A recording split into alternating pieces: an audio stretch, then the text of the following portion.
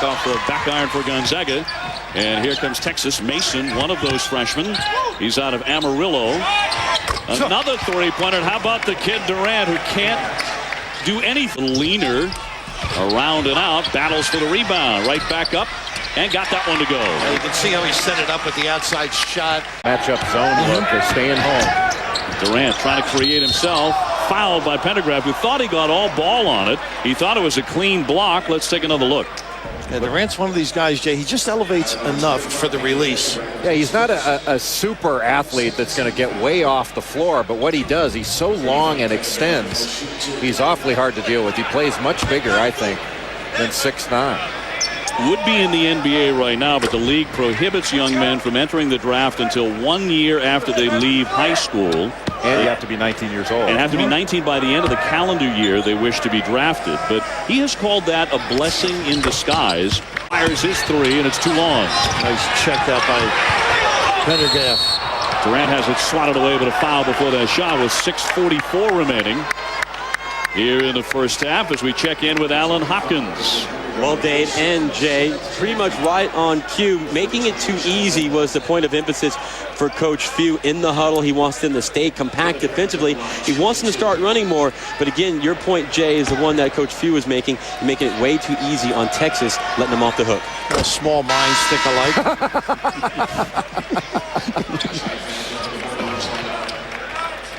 Heifeld will come back on for Gonzaga here. Durant at the line. You could tell Bill talked about the great checkout that David Pendergraft had on Durant. And even with a great blockout, that 7'5" wingspan was able to get up and get the good back on top 31-27.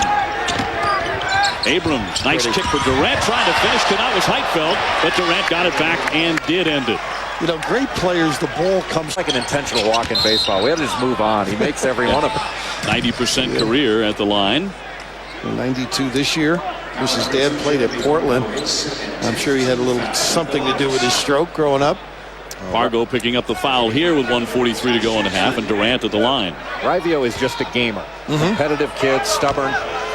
Just one of those guys that absolutely hates to lose. And, you know, in talking to a lot of coaches, you ask them, would you rather have a guy who loves to win more or one who hates to lose more? And almost unanimously they'll say, oh, I'd rather have a guy who hates to lose. Did you ever look that innocent? No. I know you didn't. You certainly don't now. Second call. Durant spins the other way and lays it up. What a nice touch. Yeah, getting to the rim. That's what he's got. Ball game. It's indescribable, really. Durant down low, turns, and it'll roll in for him. All sorts of rim. After the got to keep putting them in a position to foul. Cuso got great position. Here's Durant. Buries that three.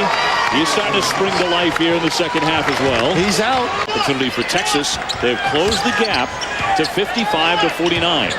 Big possession right here for Texas. Durant on Cuso, who ties him up and fouls him. 14:04 left. It's the Basketball Hall of Fame Challenge, the inaugural edition from U.S. Airways Center in Phoenix, Arizona. Dave O'Brien, Bill Raftery, Jay Billis, and Alan Hopkins with Sean McDonough not here today. It takes 4 men to do the show. Well, we certainly enjoy the talent level here, and particularly the one on the foul line. I mentioned the look, the baggy look. Todd Wright, the renowned strength and conditioning coach, has gotten him a little stronger. He's going to put some weight on. This is going to be a guy that can load up at some point in his career, Jay. Well, he said he's never really learned how to eat. And off the floor very well, those long arms, great touch. He has a double-double today. Durant running the floor, skipping inside. Heifeld made sure he didn't get the basket. 4:25 left here. Heifeld wants some write-ups, I think. He's not going to give Durant an easy one. We mentioned it on the floor at Madison Square Garden. You know, under the bright lights there, had an excellent game against North Carolina.